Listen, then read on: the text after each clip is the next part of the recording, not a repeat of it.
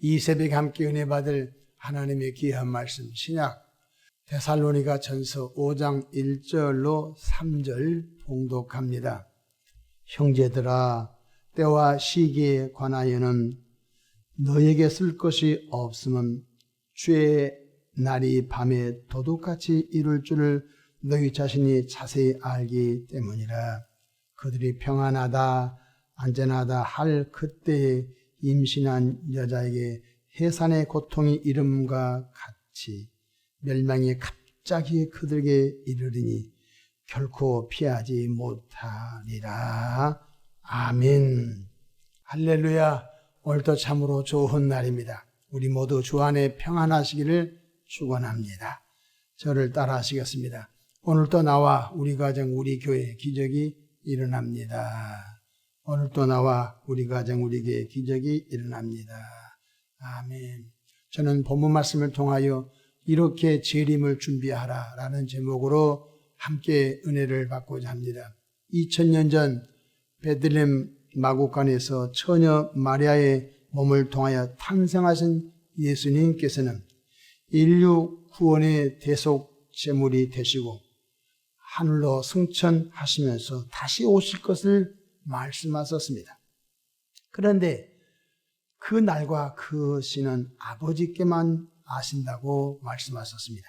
마태복음 24장 36절 그러나 그날과 그때는 아무도 모르나니 하늘의 천사들도 아들도 모르고 오직 아버지만 아시느니라.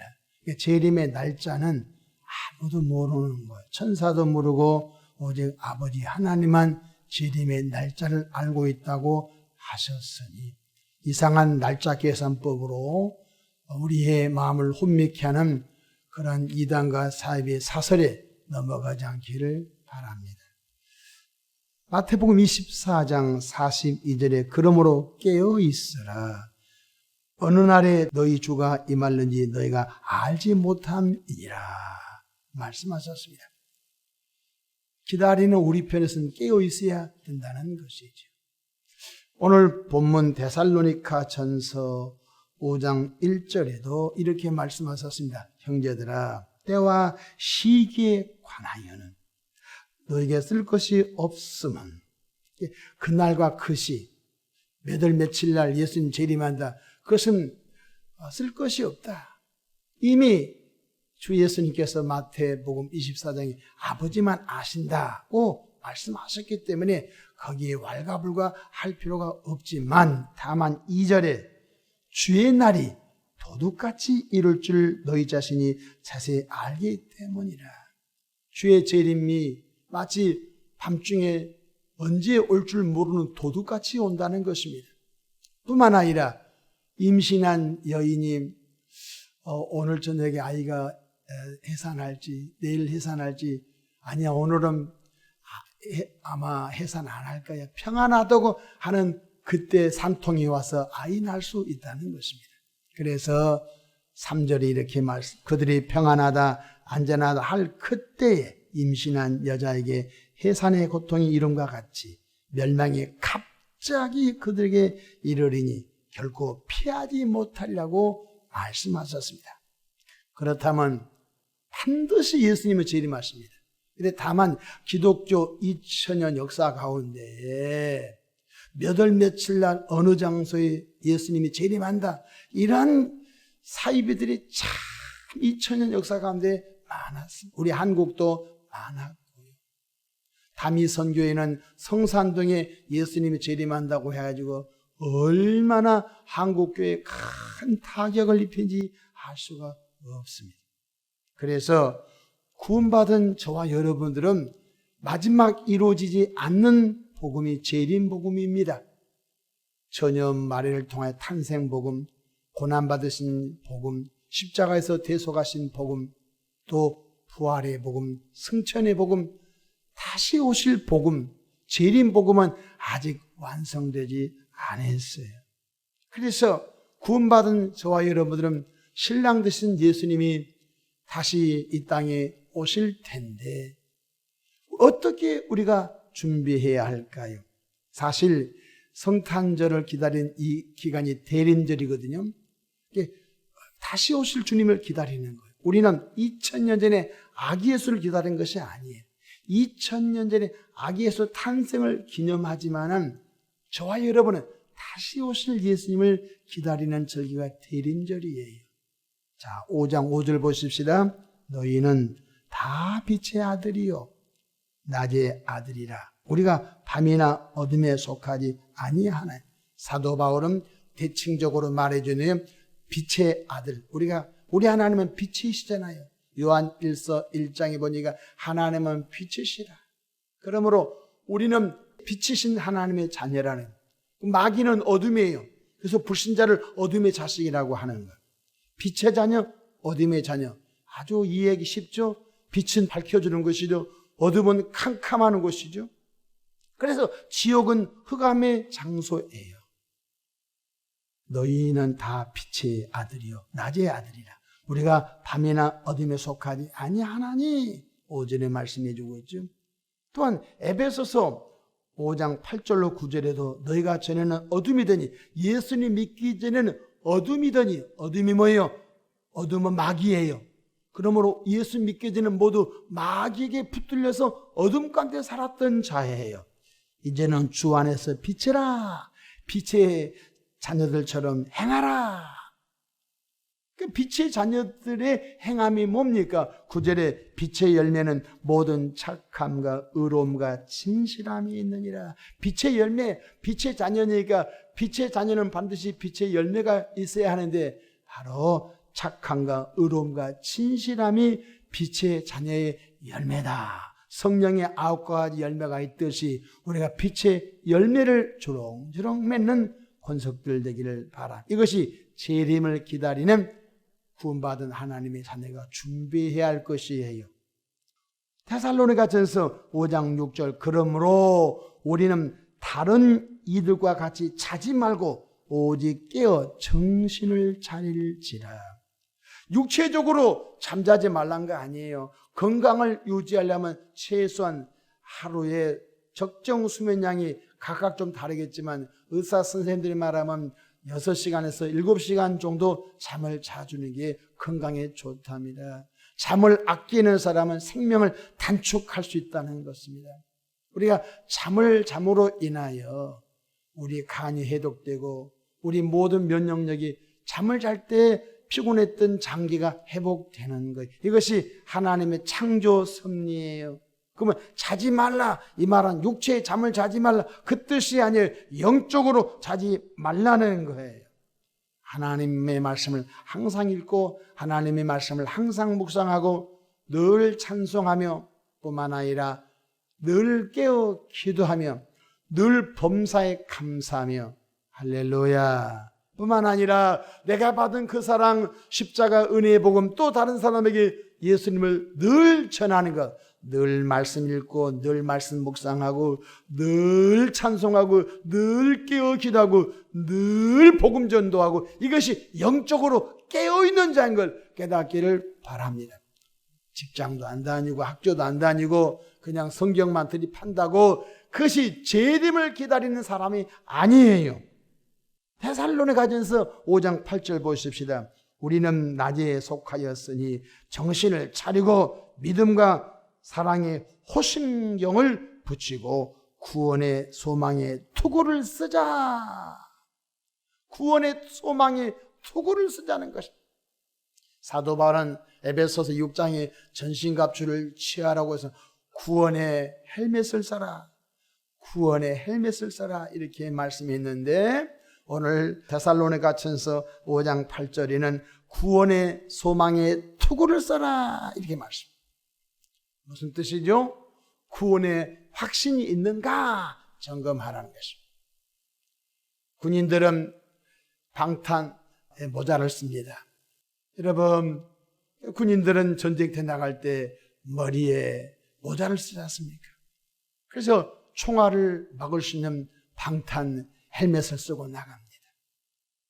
이와 마찬가지로 예수 믿고 구원받은 분들은 반드시 구원의 확신이 있는가 점검하고 뿐만 아니라 믿음과 사랑의 호신경. 최근에 이스라엘과 무장단체 하마스와 전쟁이 벌어졌는데 그 전쟁이 실시간으로 다 동영상으로 촬영해서 나오죠. 이스라엘의 전투대원들이 앞뒤로 방탄조끼를 입고 나갑니다. 총리도 전투 현장에, 참모총장도, 국방부 장관도 전투 현장에서 병사를 지지하고 점검할 때 다 앞뒤로 방탄복을 입고 총으로 가슴을 쏴도 튕겨 나갈 수 있도록 입고 나갑니다. 그것이 호심경이 뭐냐면 방탄복입니다. 사랑, 믿음과 사랑의 방탄복을 입고 다녀라. 영적으로 그 뜻이 되겠습니다. 보호할 호자, 마음 심자. 마음을 보호할 수 있는 방탄복을 입으라는 것입니다. 그것이 믿음의 방탄복, 사랑의 방탄복, 구원의 소망의 투구를 딱 쓰고 몇월 며칠 예수 재림한다. 가자구나. 14만 4천 명이 들어가야 된다. 가자구나. 직장 안 다니고 학교도 안 다니고 성경만 파면 된다. 가짜구나. 우리는 분별하면서 우리는 주 예수의 재림을 준비하는 모두가 되기를 축복합니다. 우리는 예수님을 닮아가는 성화의 삶을 계속 살아야 합니다. 이것이 영적으로 신랑 되신 예수님을 맞이하는 신부된 성도의 모습일 줄로 믿으시기 바랍니다. 데살로니가전서 5장 11절 말씀 보십시다. 그러므로 피차 권면하고 서로 덕을 세우기를 너희가 하는 것 같이 하라. 피차 권면하라는 것입니다. 잘못된 이단 사슬이 빠진 사람을 찾아가서 그렇게 하면 안 됩니다. 예수의 가르침은 일하기 싫거든 먹지도 말라고 했습니다. 우리가 이 땅을 살아가면서 일하면서 하나님이 주신 메시지, 말씀을 우리가 적용하면서 살아가는 것입니다. 제약된 세상에 빠져드는 형제와 자매를 볼 때마다 이렇게 하면 안 되지요. 권면하여서 신앙생활 잘하도록 하라는 것입니다. 그러므로 피차 권면하라는 것입니다. 예배를 등한한 형제는 형제님 우리 예배에 한번 열정을 가져봅시다. 피차 사랑으로 온유한 마음으로 권면하라는 것입니다. 또 피차 덕을 세우라는 것입니다.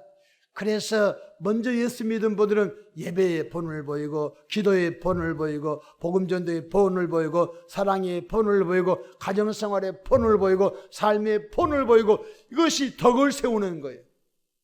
목사님이 기도도 안 하고 목사님이 음담 패설을 하면 되겠습니까? 모든 사람들이 덕을 세우는 그것이 바로 재림을 기다리는 성도가 해야 할 영적인 덕목인 줄로 깨닫기를 축복합니다.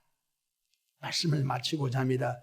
다시 오실 예수님, 천사의 호령나팔과 정말로 공중에 다시 재림하실 주님, 주님 오실 때 무덤 문 열리고 먼저 죽은 그리스도인들이 신령한 썩지 아니할 몸으로 부활하여 하늘로 들림을 받고 그때까지 핍박을 이기며 믿음을 지킨 자들 변화된 몸으로 하늘에 들림을 받게 되니 할렐루야. 그날이 한 번도 이루어져 있지 않기 때문에 상상만 하는 것이지요.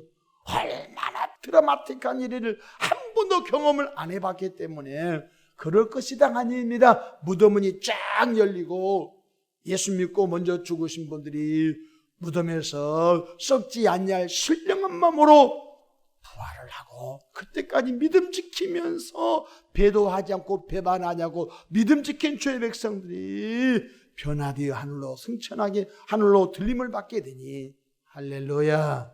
그리고 주님께서 다시 이 땅에 새 하늘과 새 땅을 창조하여 이 땅에 천년왕국이 이루어지니 그날이 올 것을 우리가 바라보면서 현재의 고난은 그날에 비하면 아무것도 아니에요. 현재의 고난은 장차 다가올 영광과 촉히 비교할 수 없다고 하셨어요. 그러므로 의를 위하여 핍박을 받은 사람은 복이 나니 기뻐하고 즐거워하는 너희 상이 하늘에서 크니라. 할렐루야.